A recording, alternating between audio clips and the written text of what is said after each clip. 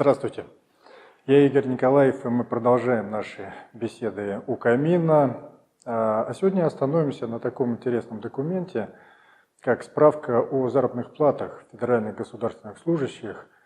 Этот документ Росстат раньше публиковал ежеквартально. Сейчас он стал публиковать раз в год. И вот вышел документ, в котором есть информация по тому, сколько у нас получали чиновники по итогам 2018 года. Документ интересен, конечно, не тем, что вот какие у них там зарплаты.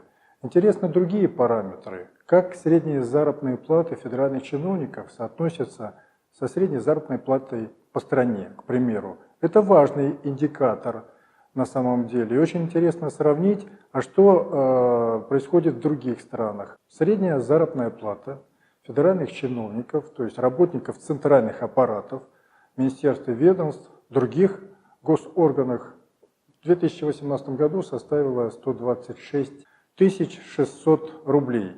Много это или мало? Но опять же, смотря с чем сравнивать. Если сравнивать со средней заработной платой по стране, а она составила 43 400 рублей, это почти в 3 раза выше, и по такому параметру мы значительно превосходим ту же Германию, потому что там аналогичный показатель, может быть 10, 15, 20%. Вот такое превышение. То есть зарплаты чиновников не превосходят в несколько раз среднюю заработную плату по стране. Но в принципе многие могут сказать, и не такие большие у них заработные платы.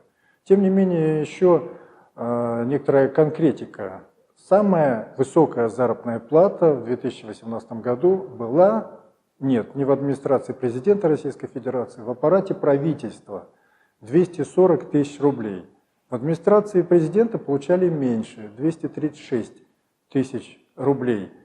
Может кому-то показаться удивительным, что как это у президента получают меньше, это так. И эта диспропорция, если это можно назвать диспропорцией, сложилась еще в бытность нынешнего президента премьер-министром.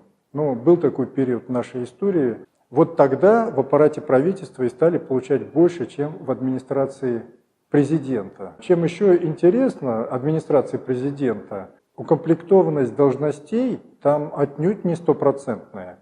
Каждая четвертая должность вакантна. То есть получается, что никто не хочет там работать со средней заработной платой в 236 тысяч рублей. Я думаю, причина не в этом. Дело в том, что ведь чиновники у нас живут от сокращения до сокращения. И всегда стараются придерживать определенный процент вакансий. Но, конечно, каждая четвертая должность вакантная, это, конечно, слишком.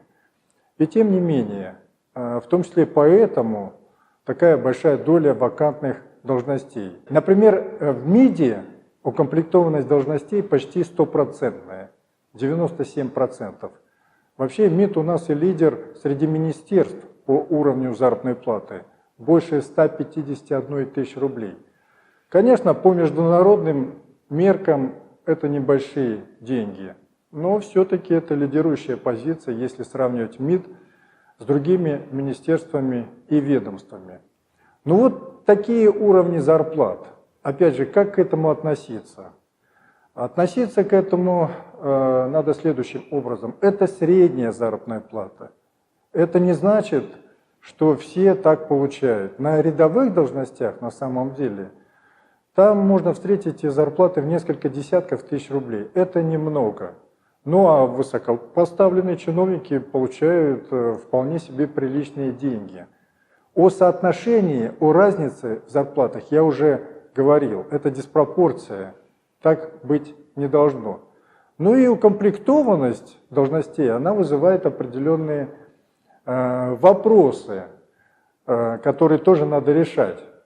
Такая полезная информация, на мой взгляд, которая характеризует наше чиновничество, какую-то систему координат тоже выстраивает, и мы будем, естественно, ее держать в уме, когда в дальнейшем будем анализировать уровни зарплат в целом в стране и что с этим происходит. С надеждой на лучшее.